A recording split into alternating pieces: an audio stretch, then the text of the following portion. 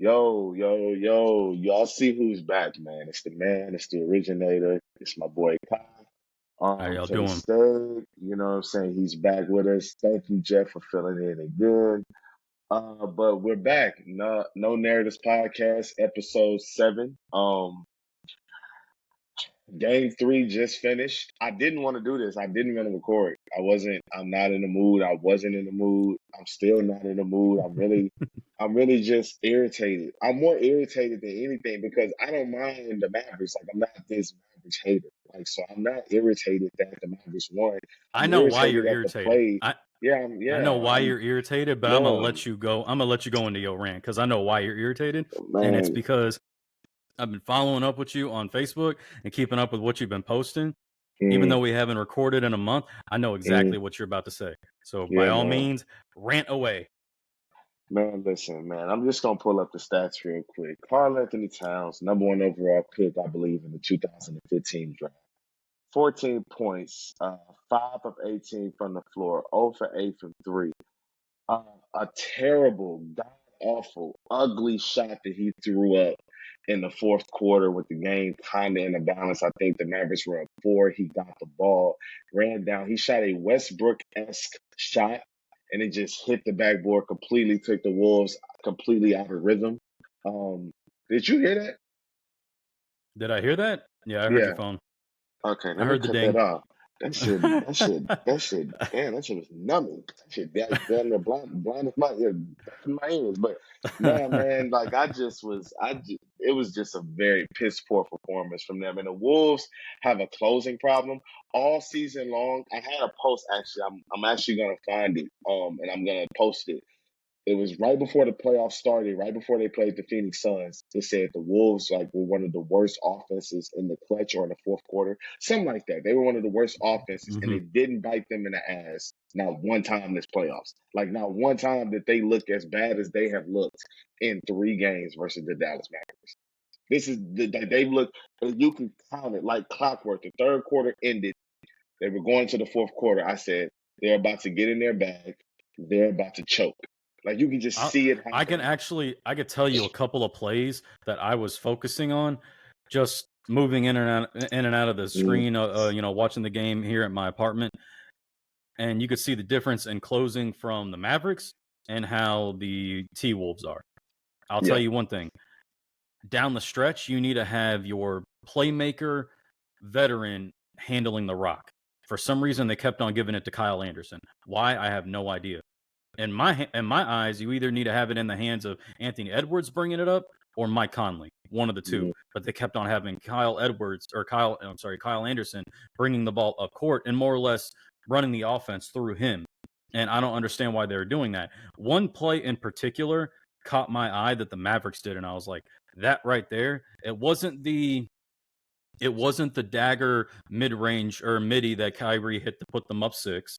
It was the 3-pointer by PJ Washington in the freaking corner in the corner. that that basically set up the entire Yeah, end of the game. And I think yeah, that that was tied the it. game at 100 No, I or think they went up 104. 2. They went up 2 with that or Did they something go like up that. 2? Yeah, That yeah, shot right there, and I was like, mm, that is why the Mavericks are mm, going to win this game due to the yeah. fact that they executed their offense to get that shot.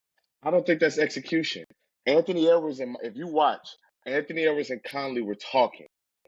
Edwards told Conley to guard the high man. Then Edwards, PJ Washington's in the corner. Edwards went into the paint for some reason. Nobody was in the paint. Edwards went into the paint, and then Luka just makes the easy pass to the corner. hmm Edwards was so tired or gassed, whatever, he barely got out there to contest the shot.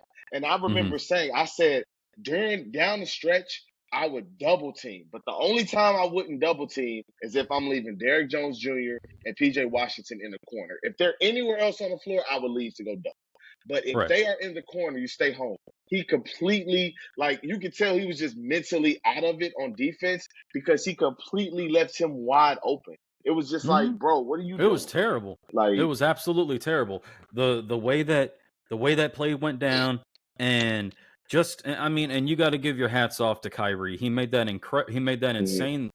It was the play right after Anthony Edwards passed to Kyle Anderson with like 2 seconds on the shot Oh, he clock, shot the shot, and and he then shot that Kyrie did shot, the and it same went, and thing. that prayer went in, and then and then Kyrie hit a Mhm. floater with the same, like, I Oh, think the like 2 left-handed. seconds, the Yeah, the left-handed left-handed right floater under in Anthony the Edwards. lane, Yeah. yeah, like Mhm. there was good defense Mhm. played on that. They Yeah, it ran was. him off the 3-point line, and he Mhm. was able to curl into the paint and get a layup. Mhm. But I mean, when that circus shot went in, I was just like, the Mavericks, this is their game to lose. It's But this is it the. goes. Oh, go ahead. I was gonna say it does go back to Cat's horrendous 3-point shot when they had more time to get a better shot. I don't know what he was thinking when he threw that up, I because think. Oh, my bad. I'm sorry. I keep thinking no, you pause, no, and I you keep good. coming. No, Go you ahead. Go ahead. good. I think, if I'm not mistaken, he had somebody on him, and because he came off of a pick and roll, he had someone on him, and he had someone off to his left, and it's like, why are you shooting that? Get a better shot. And in that sequence, you don't need a 3-pointer. You can get a quick 2 and still play Mhm. defense and find a Mhm. way to tie it up on the other end. But Mhm. it was just a terrible shot in that time Mhm. frame. Yeah, and I don't know. I don't know if it's the ego or if it's bad coaching. I don't know. I don't know which one it is. But I'm starting to think that it's ego. I think that Minnesota is so used to being this great defensive team. They got great length and great perimeter defenders, and everybody on that team plays with a sense of pride on that end, which is admirable to an extent. To an But extent. Luka Doncic and Kyrie Irving are elite A+ shot makers from Mm-hmm. anywhere on the floor. And they can make any pass on the floor. 100%. When you have those guys, you cannot let them. I don't care if it's Jaden McDaniels. I don't care if it's Anthony Edwards, Mike Conley. But I I don't mean, care. You can't allow them to go one-on-one but down the stretch. when your elite defenders are in foul trouble, like I think McDaniels had 5 fouls basically the entire fourth quarter, and I think it's Alexander Walker or Alexander. I think he also was in foul trouble. Oh no, he only had 2 fouls. I'm looking at it right now. But when you Mike have Conley McDaniel, Jr. He Mike was in Conley foul had 5 trouble. fouls. That's right. When you have Jaden McDaniels, Mike Conley, and even Rudy Gobert in foul trouble, and they're supposed to be your elite defenders, there's only so much they can do on the defensive side of the ball down the Foul. stretch. Foul Foul. out. That's Get all you fouled can do out. is Like foul out. foul out. I don't understand. Like what's the worst that can happen? You'll get a whooping. Foul out. You need to stop them. Send hard doubles, late traps. 3 seconds left on the clock. Somebody needs to be sprinting to Luka or sprinting to Kyrie. If they make shots, Force they make someone else to shots. beat you. It's got to be force Yes. someone else to beat you, Yes. because Yes. right now Correct. Kyrie and Luka Correct. are beating your ass Correct. like Correct. a Correct. And Cherokee drum. yes, and it's hella annoying watching them down the stretch. And the defense, like I said, really honestly, all honesty, Minnesota's defense has been fine. It No, really it's been has. solid. I mean, when The you really Dallas look at Mavericks, it, it's the offense. It's the when you offense really that's look been at it, imploding. has Minnesota been blown out all 3, or they haven't been blown out in the 3 games? Like their defense. Nothing is worse than being out executed, bro. Oh, but that's Nothing what is it is. worse. That's what it is. You're being out executed. You haven't been blown out, so your defense is there. But the thing is, though, you're getting out executed in the fourth quarter when it matters in crunch time. In a Yeah. close game, you got to be able to execute your offense and get easy fucking buckets. Mhm. Easy buckets. And that's Mhm. what's going on with the Mavericks. They're executing and they're getting easy buckets, but when it breaks down, they're not panicking. They're relying on Luka and Kyrie to make a shot or make a shot for someone else. They know that Minnesota can't beat them. They know And, that Minnesota, they make mistakes. Kyrie turns over the ball. Luka turns over the ball. They get mad at themselves. They get down, but they don't care because at the end of the day, because at the end of the Anthony day, they're going Edwards to is come not going back to and beat make you up by for it. himself. A prime Exactly. example. The prime example is when Kyrie dribbled the ball off of his right foot in, I want to say, at the beginning of the fourth quarter. Immediately, next play comes up, Made pulls up up for a for it. 3-pointer and drains it. Yeah. Like, But that was bad defense. Again, in that that's bad situation, defense, that's but bad that's defense. You know Kyrie is Mhm. looking to pull up in that situation. If he blows by you and gets a layup, you 9 times out of 10 have help, or he's going to pass, and then you can get into scramble mode. But Mhm. letting him pull up and shoot that shot in transition, bro, both Luka and and Kyrie both had 33 points. Both Yep. took exactly 20 shots. Yep. Like, Luka Doncic was phenomenal on defense. 5 steals, 1 block. He had 5 assists, 7 boards. Like, this dude, like, And Luka was, again, in the his thing bag. is though, even though they turned the ball over, Kyrie turned it over 4 times, Luka turned it over 3 times. It's not like they're turning it over 15, 20 times total or Yeah. whatever the case is. They're still keeping their turnovers marginal, and they're able to bounce back from it. And Yeah, that's the man. thing. When Minnesota turns the ball over, that is a lost possession. They will not get those points back because they aren't able to execute, especially in the fourth quarter. This is 3 games in a row that in the fourth quarter, late in the fourth quarter, the ball They did lost not it. find its way to Anthony Edwards. And the ball is not finding its way to Mike Conley. Like this, like they're not getting the ball to their guards. Karl Anthony Towns, for some inexplicable reason, continues to find himself with the ball in his hands. Jaden Why? McDaniels, Why? everybody Exactly. but Anthony Edwards. Anthony Edwards is gas come every fourth It's quarter. I like keep what I hearing it's people talk like what about I said at tradition, but like what I said about 9-10 minutes ago. Why on God's green earth, when you are in crunch time, isn't your mhm, your experienced point guard Mike Conley, mhm, who's been in this situation before in mhm, Memphis, and I think was he at Utah before he came Utah. to Utah? He's got experience in the playoffs in Memphis. He's got experience in this league. Why isn't he bringing the ball up court and running your offense? Why isn't Mhm, your perennial superstar or whatever you want to call Anthony Edwards, who's been your workhorse, why isn't he having the ball in his hands when it matters most? Why are you giving it to Cat? Cat had what, 14 points on 5 of 18 shooting? Are you Yep. kidding me? Yeah, great. He had 11 boards. I mean, He was on the that's boards in the he was fourth on the quarter. boards, but the thing is though, Whatever. he was 0 for 8 from 3-point line. Bro, if you're not hitting from 3-point line as a big, stop shooting them. Please stop. You know Get the your best thing that Karl Anthony Towns has done this series? It's fucked up. He's injured Derek Lively. That was the best thing that he's done this series. His knee accidentally hit the back of Derek Lively in Lively's the head. back of Like, his that head. was the best thing that Karl Anthony Towns has done this fucking series. He has Right. done nothing this series. This He's dude done is. nothing. Yeah. I mean, he's got a I plus just minus. can't. He's got a plus minus, or he's got a minus 12 just in this game alone. It's like, dude, you're not contributing to the game in any way, shape, or form on a positive level. I mean, it's Naj Reid has been more of an impact.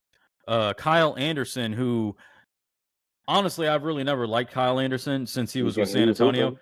He been but he hooping was this year. hooping. Like, I mean, Yeah. he gave them solid minutes here in 10 the, or points he in 16 minutes. yep, 5 assists 10 from the points in field. 16 minutes. He should have got more minutes to me. I don't Yeah, think they should have brought back Karl Anthony Towns at I don't all. think I that don't think they should have brought back Rudy brought back Rudy Gobert. Gobert at Yeah. all. No, I Yeah. think you I should don't have think they left. should I have brought think him back. you should have. I think they were doing better when they were playing with the small ball with Naj Reid Mhm. and Kyle Anderson out on the floor, and they should Yeah. have kept Karl Anthony Towns on the bench. Unless you Yeah. wanted him to be your center, fine, you can switch everything, but the ball should not be running through him. The Yeah. ball needs to be in Mike Conley's hands with Yeah. him initiating the offense, or it needs to be in Mhm. Anthony Edwards' hands. Every Mhm. single time Edwards had the ball in the fourth quarter, Mhm. it was a Mhm. hoop, either him scoring or he was facilitating it to someone else. They Yeah. could not stop him when he had the ball in his Yeah. hands the 3 times that he had it. Yeah, man. This series, man, I was so wrong about this series. I didn't imagine that Minnesota would have this much problems closing. I didn't think, like, because they haven't. I didn't see them closing a lot. Like, even last series, like, it just seemed like Denver was just blowing them out the water. Kind of. It didn't look like they were struggling closing games. This Mm. series, they have struggled to close games. Like, I've never seen game one, Jaden McDaniels, inexplicable turnover, throws it to Luka. Game two, Anthony Edwards, inexplicable turnover, throws it out of bounds. Game three, I mean, Anthony Edwards, I really don't want to blame him because he did play well tonight. He was really He like the did. only guy. He But was tonight, he, he he left was PJ Washington wide open in the yep. corner. I mean, but he Like, had 5 turnovers himself as well, so it's like yeah, but when you the only person out there, like, that's the one thing about from me. I know a lot of people like to highlight that, and those are important. You don't want to turn the ball over, but when you the only guy playing and the second best player is playing how he played, like, bro, you gotta force the issue a little bit, which is gonna lead to well, turnovers and you make that's the mistakes. problem. Well, and that's the problem. He had a game high 43 minutes played, and He was the leading scorer on his team, so he was doing the bulk of the scoring with 26 points. And shooting. And shooting. And if you look at it, he was the main facilitator on the team. He had 9 assists. Yep, 9 assists, 9 rebounds. The next closest turnover ratio. Yeah, so it's like when you really look at it, he's doing it all and not getting really any help. Carl is gone, bro. They got to trade Karl Anthony Towns. I like Karl Anthony Towns. That's what really frustrates me the most, bro. I'm a fan of Karl Anthony Towns, and I've been a fan because a lot of people shit on him with the Jimmy Butler stuff and all of that stuff. So when he had this type of success for the first time in his career, I was happy to see it. Right. This is bullshit. I can't defend this. I can't. This you is really really can't. This is despicable. You cannot. You cannot defend this because here's the opportunity for you to really put those doubters and those naysayers to bed. You're in the Western Conference Finals against a team that you really should have no problem playing against because you match up well against them on paper. PJ Washington is 6'6", bro, 6'7". You should be dominating him. You should be dominating him. It's ridiculous, man. You're not. It's ridiculous. You should be making the 5 come help because you're dominating so bad, which will open up 18,000 lives for Rudy Gobert. Or it will open up the weak side corner and you make that pass. That is what I saw in my mind. I saw Karl Anthony Towns. I apologize for these text messages. I'm not trying to mute it. We recording right now, so people are just going to deal with it. It's just an iPhone message. I'm going to mute it in the past. You should just put yourself on do not. Be like me and put yourself on do not disturb. DND, but not the computer, not the Mac. So look at that. Boom. Look at that. I can't even. I got to do something. You know what? Options. Show more. Actually, bro, I think on your keyboard, there should be like a little moon or something. Yeah, I got it. It's cool, but no, man, it's just this is ridiculous, man. Like I'm really just disappointed in Karl Anthony Towns, bro. Like everybody else on the team, like I really do feel like they're doing what they normally do. What they normally do, or what they're supposed to be doing. Karl Anthony Towns is the one that's not doing what he's doing, bro. Like the series hasn't been updated yet. But if I were to look at his numbers, if we were to record this tomorrow, and I saw his numbers, bro, he's probably shooting sub 40% from the field, sub 30% from 3. He probably averaging 3 turnovers a game. Like this dude is shitty. He's everybody talking about Rudy Gobert's unplayable. Cat is unplayable. Cat is the one that's they want to hate on Rudy Gobert because of what happened where Nikola Jokic ate him up in the previous series. Oh wow! And then the 3-time MVP cooked. They want to shit on Gobert for that. The guy that led the league in scoring cooked him. Wow! Oh my God! They want to lead with that, and then they want to lead with Luka hitting that 3-pointer. That was just a great shot, and at the end of Game 2. That was just a great shot. Wow, the scoring champion, the guy that led the league with over 30 points per game, took Rudy Gobert. Oh my God, I can't believe it. Let's give it to Bam. Let's get an award to Anthony Davis. They would have done better. No, they wouldn't have. Bro, I'm not even trying to defend Rudy, but Cat is the problem in this series. Cat is the problem in this series, bro. He's the problem. I agree. I'm not him. Just from what I've watched in today's game and then parts of Game 2, it's almost like he looks lost. Bruh. He's not playing to his potential at all. So I don't know. I mean, obviously the Timberwolves needed this game. They didn't get it. So I mean, the series is effectively over. Even if they win 1 or 2 games, this series is over. This shit is over, man. I don't want them to win 2 games. I want the Celtics to complete their series. I want the Mavericks to complete this series. And let's get to the damn finals, man. Let's get to the finals. Let's get Boston. Boston, the one thing about Boston, their offense isn't going to do this. Now, they might not be able to stop Luka and Kyrie. But their offense isn't going to stall out like this, especially once they add in Kristaps Porzingis, whenever they do add him in. So their offense isn't going to look like that's this. Another Jaylen thing. Brown is not going to look like this, and Tatum isn't either. Well, that's the thing. They play, tomorrow night, or is it Tuesday night? They play tomorrow night. They play tomorrow night? They play tomorrow night. They're leading that series 3-0, or did the Pacers steal it's one? Over. No, it's over. It's over. So that shit is over, man. Honestly, if Kristaps Porzingis doesn't play tomorrow night, don't play him. Don't play him until the start of the finals. And bring him off the bench. Don't bring him off the bench. Yeah. Continue without Horford. It's been working. Yeah, It's been it working does. the way it is. So, you know what what it would remind me of if they were to insert him into the starting lineup? It would remind me of the situation with the Orlando Magic in 2009 when Jameer Nelson was hurt and they had Ray for Austin starting. And then when Jameer Nelson got healthy for the final, Stan Van Gundy took out Ray for Austin and put Jameer Nelson in, and it messed up their whole little flow because they Mhm. had Ray for Austin starting for majority of that playoff run. You know what I'm saying? So they should have just Yeah. kept him in and brought Jameer Nelson off the bench. But he won. But Nelson was like an all-star that year and all this other stuff, politics or Yeah. whatever. But anyways, that's neither here nor there. But I'm ready for the finals, man. I can't wait till the next time we record because it'll be a finals preview. I'm over Minnesota. I'm over Karl Anthony Towns. Anthony Edwards, I would throw everybody. I would throw Karl Anthony Towns under the bus. This is why I couldn't. This is why I'm not an NBA player. This is why I couldn't be an athlete because I would throw him under the bus. I would say it was him. It's his fault. We got to trade him. I would go to Tim Connolly and say, move him. Give me somebody else. Give me somebody that I can rely on in May. Give me somebody I can rely on. I can't rely on this dude, bro. I can't. It's over. It's Like over. I said, go on a rant. Do your thing. Vent, rant, let it out. It's Let me over, bro. Let me ask you this question. What's up? Assuming it's Mavericks and Celtics. Yeah. Assuming hypotheticals here, even though the statistics back up what we're talking about. Let's say the Mavericks win that series and the Celtics lose. Do the Celtics need to blow it up in the offseason? Well, how do they lose? I don't know. It depends on how they lose. I'm How they always lose? that person. I'm not just a guy that says, "Oh, if they lose, just blow it up." Like, did Tatum and Brown play well? Did somebody get hurt? Did like what happened? You know what I'm saying? Like, if something critical happened where you say, "Hey, we gotta blow this shit up," then blow it up. But if everybody played well and Luka and Kyrie just did Luka and Kyrie things, what are we blowing up exactly? Like everything that all these expectations that everybody put on Boston, everybody else from the outside of Boston is putting those expectations on them. It's not Boston. It's not Tatum going around yelling and running around like he Tupac. Jaylen Brown not running around like he Tupac. The media is doing that to them and then getting mad when they don't meet expectations. I said that on the last pod. Like, this is ridiculous. Like, just because you have expectations for a team, and if they don't meet those expectations, you can't get mad at them.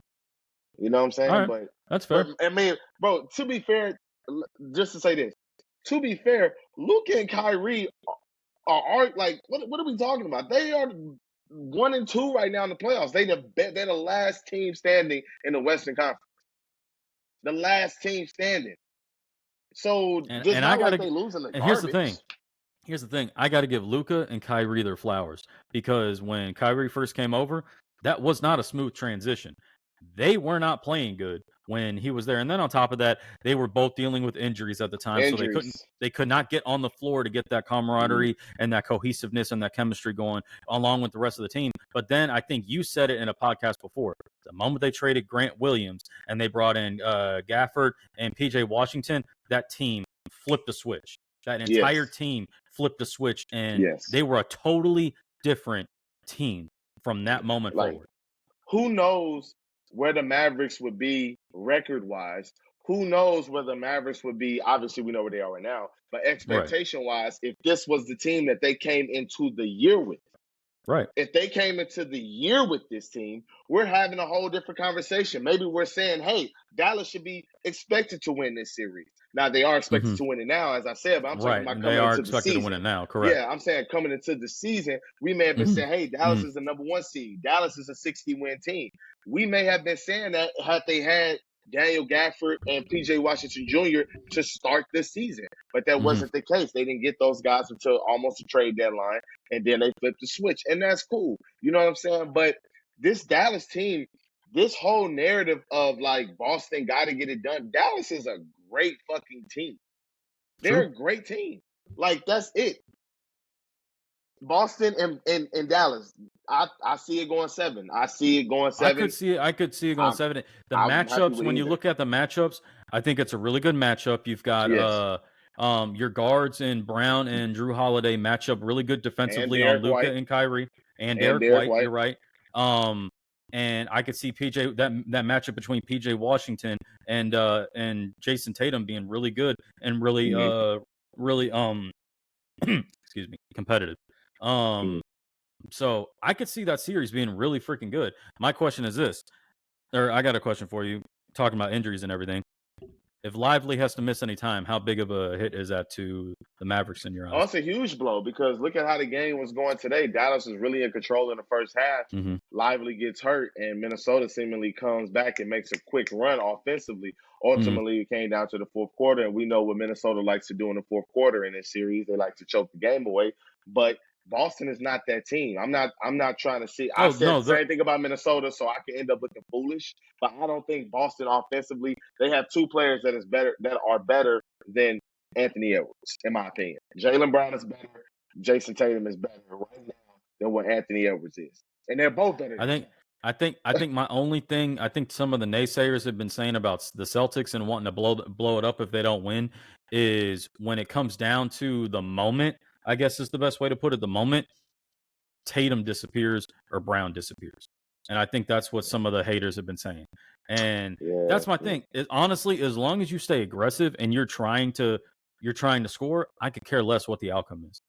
That's my yeah, thing. As long as y'all are playing your game, it's like what yeah. you said earlier. It's not like you're going against the, I hate to say it, it's not like you're going against the 41-41 or 41 win Rockets from this Mm, year where they're going to just come in and, you know, blow you out of the water with, with anything. No, you're going against the Kyrie Irving, Luka Doncic led Dallas Mavericks who have found their rhythm. They yes. were one of the hottest teams going into the playoffs, and they have kept it going since Mm, they've been in the playoffs. mm, It's been, and I was just talking to my pops about this. I was like, I got to give Kyrie his flowers, man. He was in, I mean, he was in a lot of, he was in the media a lot when he was in Boston and when he was in Brooklyn. mm. And it's like, I love seeing how he's, I don't want to say matured, but I love how you see how he's kind of brought his life back in full circle, and he's just focused on the game and showing love for the game and the team that he's with. I really think being in Dallas has been the best thing for him. I mean, yeah, I He's with, just think that it's timing, though. I don't that's think all it's it is. nothing about him maturing. I just think it's timing. In Boston, he wasn't really vibing with Jason Tatum and Jaylen Brown. Something specific in Boston happened as that made that happen. And then in Brooklyn, something specific happened in the world that affected everybody on the planet that Hmm. happened that affected Kyrie as well. It's not anything mature, not mature, this, that. Like, it's nothing really that happened or didn't happen in Kyrie's life that was so drastic that changed him positively. It's just that the world is seemingly back to normal and he's on a good team in a role. Kyrie always plays a role and he plays Hmm. his role well when he's on a team. He's never Well, not I think, done that. Yeah. I think it's nice. The one thing I don't think he had before that he has now is he's got a team, a coach, and an owner that backs him up if he's not playing good or he's having a bad day or whatever the case is. It seems like they really do have that cohesiveness going on there, where it's like I got your back, you got my back kind of shit. I feel like they just tried to like people tried to paint him out to be some like Dennis I think Rodman I type guy. well they He's tried to not. paint him He's out to. never been that. I think they tried to use him as the scapegoat in Brooklyn, and then use him as the scapegoat in Boston. I don't think he was a scapegoat. Like I don't know. I don't want to get into it because I just think Hmm. that every situation is its own thing. Like, I'm not going to say I don't want Kyrie in Houston because of what happened in Brooklyn, because No, that's not going to happen here. The world is not in that place anymore. Now, if the world right. was in that place now, then yeah, I'd probably be like, hey, I don't want Kyrie. Even now, it's not nothing about maturing. It's just that I know the stipulations of what the world is. So it's different. He's just in a different place now. The world is in a different place, and that's the end of it. That's all. That's how I see it personally. But All right. um, yeah, man, I can't wait till we do a real breakdown of the finals preview. I want Boston and Indiana to get this shit over with. That series, I'd be like, I'm gonna watch it. First quarter, 7 minutes and 12 seconds, I'm asleep. I can't even. I can't even fight it. You know what I'm saying? I ain't mad at you. So what? This is what I'm gonna do. This is what I'm gonna do. We've got we've got the Pacers, and what in God's green earth are we? This is what I'm trying to do with the NBA, but it's not wanting to work with me. Here we go. Here. So we've got what we got the Pacers and the Celtics tomorrow, and then the Mavericks and Timberwolves are again on Game 4. That's on Tuesday. Because what they've got a Yes. game in between. Is that what it What are is? you talking Game in about between. the Mavericks, or are you talking about the Pacers?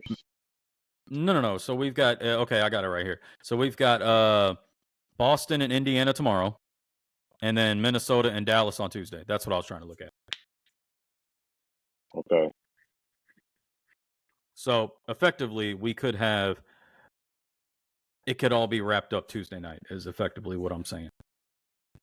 Yes, it'll be wrapped up Yeah. Tuesday, and then I think that we'll have to wait until The Saturday, finals, Friday.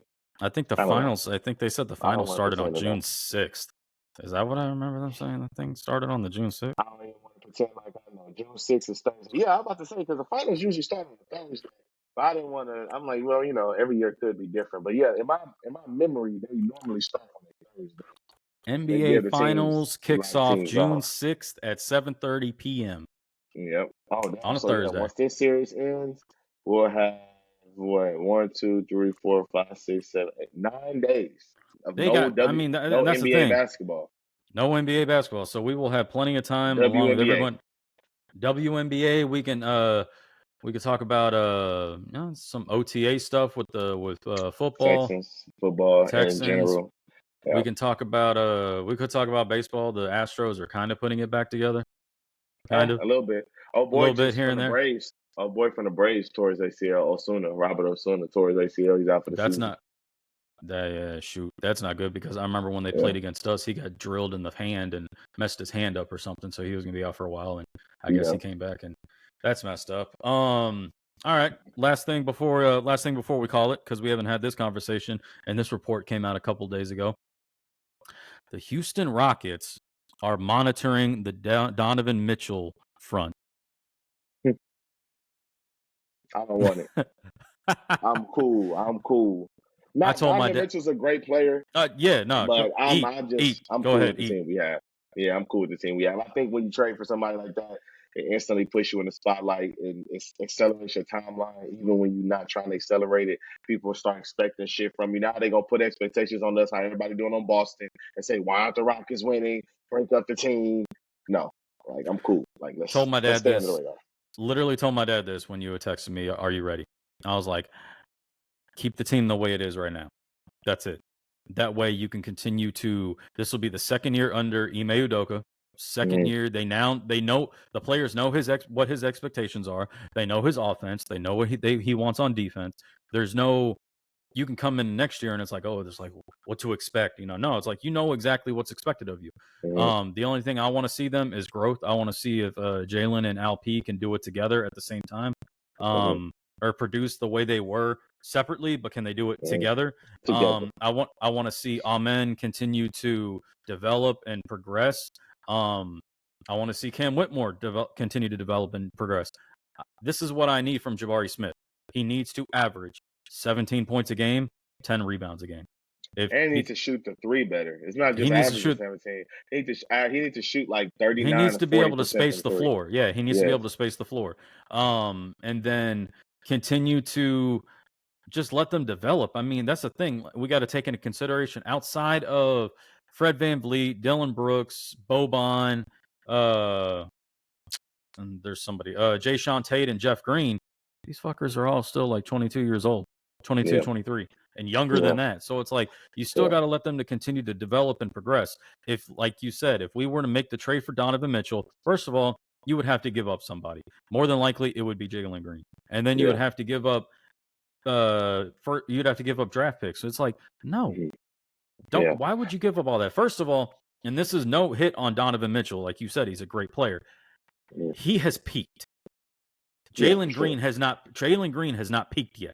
He hasn't scratched the surface. And I think his ceiling is a hell of a lot higher than Donovan Mitchell, and he's still like 6 years younger than him. So it's like he's got. I think Donovan Mitchell's 28, and Jalen Green just turned 22. I was thinking maybe he might even have more than 6 years on him. But yeah, you're right. He probably is 6. It's probably only 6. Like 6, 7. He's somewhere in that time frame. It's like he's still younger than him. He's got a much higher ceiling. I think next year is when you'll start to see what Jalen Green can do. You got glimpses of it the last 2 years, primarily in that 10 to 14 game stretch where he went insane. The March, and in the month of March.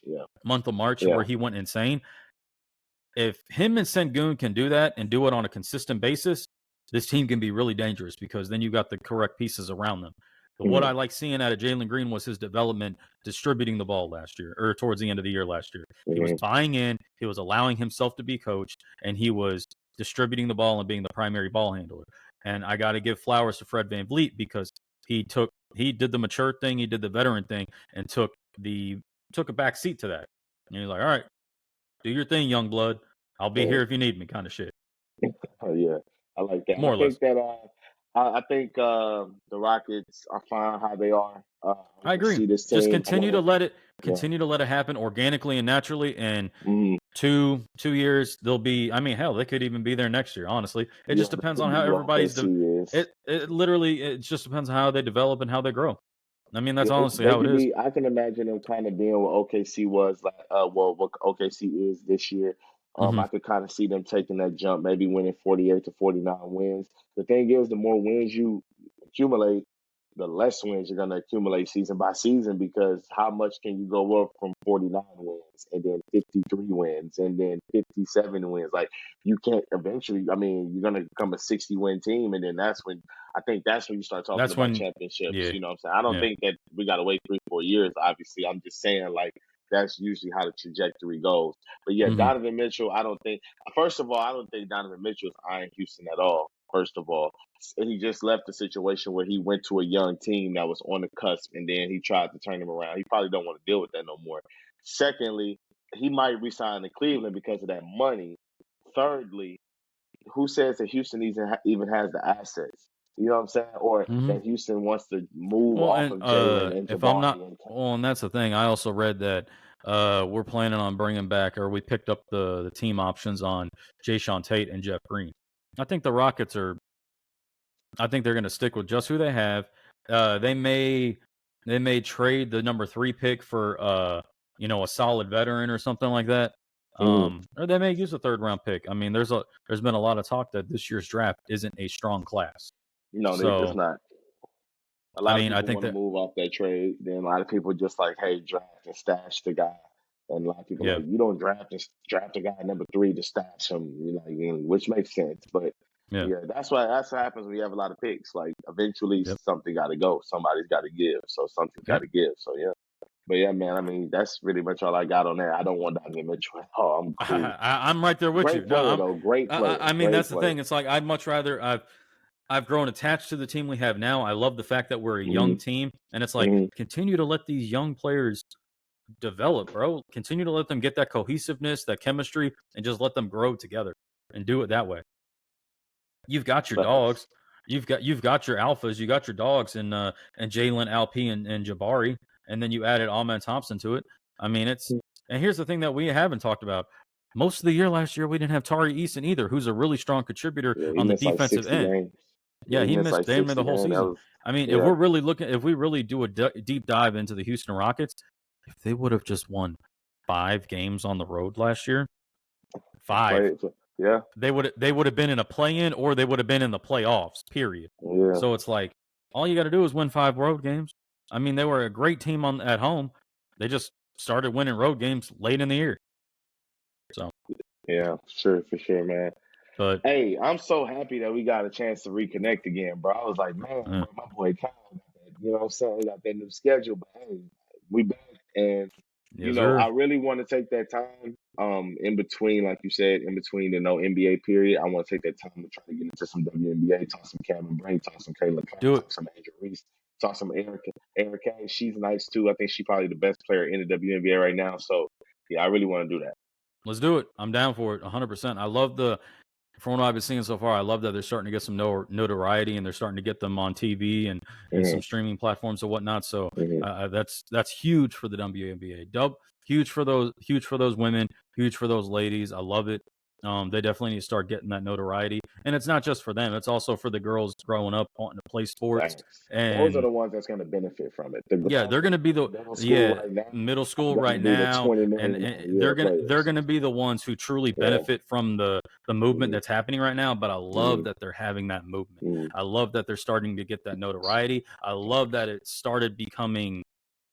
I love that they started pushing it, because that's been the biggest issue. There was no push on it. There was just there was only complaining like, oh, well, this isn't happening. No, you got to push it, honey. Push what's going on. Push your narrative, even though we're no narratives. push your narrative, push your focus, Yeah. push push what's going on, man, because it's like we all see it. We all want to see success. We all want to see, I mean, you and me being athletes, we want to see that. We want to see athletes from different races, religions, genders. We want to see them do their thing. It's why the Olympics is so huge. It's like, to be able to do what you do and do it at a high level, you want to cheer that on. You want to not, it's not just because they're your favorite player, favorite athlete, favorite team, country, or whatever the case is. You want to cheer them on because it, just like how you bust your ass at work to be the best that you can to be doing it what you're doing. Just because I'm busting my ass at work and I'm now working on night shift because I got promoted or whatever the case is.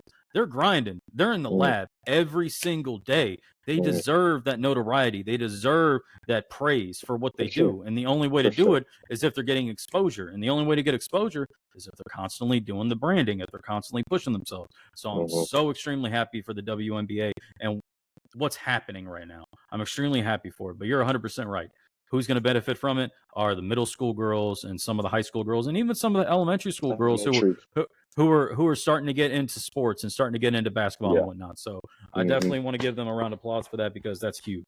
So I'm on board with that. Shout out to my daughter who don't like sports. So yeah, shout out to her. She don't like sports. She cool. She cool. She cool. Shout out to my daughter who she's not gonna be benefiting at all. But it's all good. She's like, Dad, I want to be a beauty pageant winner. And you're like, what? Why can't you just be into basketball? She wants to be a doctor that owns the hospital. That's what she says. Come on now. I said, if you own the hospital, you don't have to work there. She's like, no, I want out. All right, you got it. It's your bag. It's not my bag. Bro, that's even better. She want to be a doctor. She's out here trying to make a difference. She's out here trying to heal people. That shit funny. She don't want to be an athlete. She want to be a doctor. That owns the hospital. That owns the hospital. Yeah, that's fine. Crazy. Shoot. Yeah, send them to my office down in the OR room. But yeah, man. Speaking of doctors, real quick, before we get off of here, I got to give a shout out to my boy Joey. He's been my boy since I was in 4th grade. He was in 3rd grade. He's like my little brother. Got to give a shout out to him. He just graduated med school May 17th. My boy's been in school since he was 5 years old. He just graduated med school. He's doing he's starting his residency in San Antonio right now. So I definitely got to give a shout out to him. So proud of him for the grind and the hustle that he's been doing. So definitely proud of him for that. You got anybody you want to shout out? Your doctor owning hospital. I shout out my daughter. She already got the shout out. That's it. Nobody else. That's it. Shout out to the Houston Rockets. Shout out to the Houston Rockets. Shout out to the Houston Texans. Shout out to them Houston Rockets. Oh, we already said that. Houston Astros. There you go. I told my dad, I was like, I don't care if they go. I don't want them to go on a 15-20 game winning streak. I want them to go on a 15-20 series winning streak. Win some series. That's all I need. If you win a series, you will eventually creep back into over 500, and you will slowly start to get back into the series league or the in the standings in the, what is it? They're in the AL West. Yeah. And no one's running away with that. The if I'm not mistaken, the Rangers are kind of mid right now, and the Mariners are like 4 games over 500. But I mean, the Astros are getting ready to face the Mariners in a 4-game series starting tomorrow. So we're about to see what's up. But oh man, it's been real, bruh. I appreciate it. 7. Episode 7. That's big. That's big. Yes, we're gonna get it, man. I can't wait. Y'all like and subscribe. Follow me on RedNationBlogga on all socials. I'm out. Y'all know me. Go ahead. All right, y'all. My boy K-Steg, my boy Bryson. I hope y'all have a great night. Deuces. Salute. We done recording. This good.